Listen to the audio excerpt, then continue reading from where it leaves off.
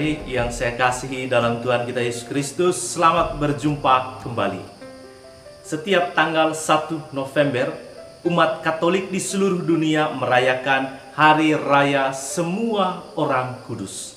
Secara sederhana, orang kudus yang dimaksudkan oleh Gereja Katolik adalah orang yang sudah berbahagia bersama Allah di surga, baik itu orang kudus yang sudah dikenal atau sudah diakui secara resmi oleh Gereja Katolik, maupun orang kudus yang belum diakui secara resmi oleh Gereja Katolik atau yang tidak dikenal.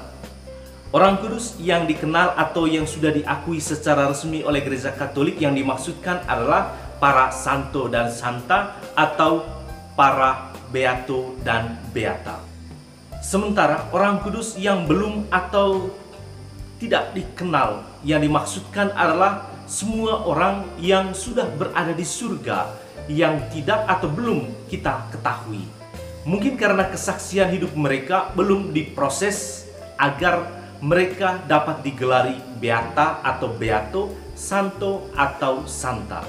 Atau bisa saja mereka adalah orang tua kita, anak kita, saudara kita, kenalan kita, atau siapapun yang sudah berbahagia di surga.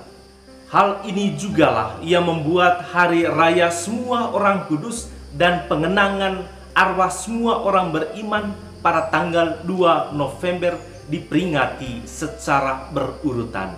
Setelah kita merayakan Hari Raya Semua Orang Kudus, kita mendoakan para saudara dan saudari kita yang telah mendahului kita, yang telah meninggal, dengan harapan agar mereka pun dapat bergabung dengan para orang kudus di surga. Tentu banyak dari antara mereka juga sudah berada di surga.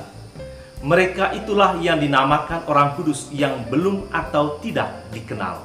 Bapak Ibu saudara-saudari yang saya kasihi dalam Tuhan kita Yesus Kristus, mungkin sejarah Hari Raya Semua Orang Kudus dan pengenangan arwah semua orang beriman pada tanggal 2 November dapat kita baca di media online atau pada sumber-sumber yang lain.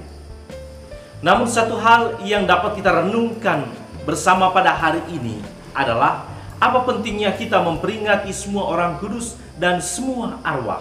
Dari dokumen Lumen Gentium, khususnya nomor 48 sampai nomor 51, kita menemukan alasannya, yaitu sebagai bentuk persekutuan gereja sebagai tubuh mistik Kristus. Kita tentu mengenal 3 status gereja. Yang pertama, gereja yang masih mengembara di atas muka bumi ini, yaitu kita semua, anggota gereja yang masih hidup. Yang kedua, gereja yang sedang mengalami proses penyucian, yaitu anggota gereja yang telah meninggal dunia dan mengalami penyucian di api penyucian. Yang ketiga adalah gereja yang sudah menikmati kemuliaan sambil memandang dengan jelas Allah Tritunggal sendiri sebagaimana adanya di surga, yaitu anggota gereja yang telah meninggal dan telah berstatus kudus.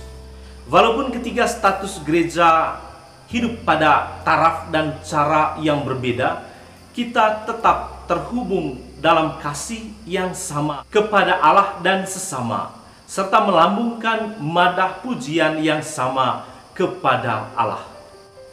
Tentu peran gereja yang sudah berjaya di surga, yang bersatu lebih erat dengan Kristus, lebih meneguhkan gereja dalam kesucian mereka. Mereka juga menambahkan keagungan ibadat kepada Allah yang dilaksanakan oleh gereja yang masih hidup di atas muka bumi ini.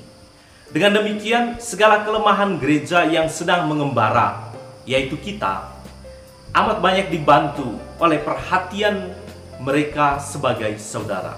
Santo Dominikus saat sakratul maut pernah mengatakan kepada saudara seserikatnya seperti ini,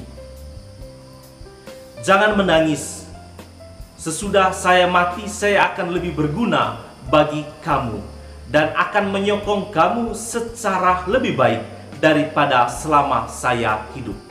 Dengan demikian, persatuan kita dengan semua orang kudus bukan hanya mengenang teladan hidup mereka, tetapi lebih sebagai persekutuan segenap gereja dalam roh yang diteguhkan dengan mengamalkan cinta kasih persaudaraan yang membuat kita semakin dekat dengan Kristus. Persekutuan kita dengan mereka yang telah meninggal pun tidak hanya membantu mereka dalam doa dan persembahan kurban silih bagi mereka, tetapi juga kalau mereka telah dibantu, doa mereka pun akan berdaya guna bagi kita. Relasi ketiga gereja ini seperti relasi anak-anak Allah yang diikat dengan cinta kasih dalam Kristus Yesus. Dengan demikian, Hari Raya Semua Orang Kudus 1 November dan peringatan arwah semua orang beriman pada tanggal 2 November adalah ungkapan persekutuan kasih, atau dalam bahasa Lumen Gentium adalah persekutuan yang saling berbagi harta rohani dalam Kristus yang adalah kepala gereja. Tentu dengan sebuah harapan iman bahwa suatu waktu kelak kita dapat masuk dalam persekutuan para kudus dalam kerajaan surga. Yesus dalam Injil pada hari raya semua orang beriman pada hari ini sudah memberikan petunjuk yang jelas agar kita dapat menjadi pribadi yang kudus. Kita diundang menjadi pribadi yang miskin di hadapan Allah, berduka cita demi Allah, menjadi pribadi yang lemah lembut, menjadi pribadi yang lapar dan haus akan kebenaran, menjadi pribadi yang murah hati, menjadi pribadi yang suci hati, menjadi pembawa damai, rela berkurban demi kebenaran, rela dianiaya, dicela, dan difitnah demi Kristus. Persyaratan-persyaratan ini menjadi protokol keselamatan kekal bagi kita agar kita layak dalam persekutuan para kudus kelak. Akhirnya Bapak Ibu Saudara-saudari yang terkasih, sekian saja renungan pada hari ini. Tuhan memberkati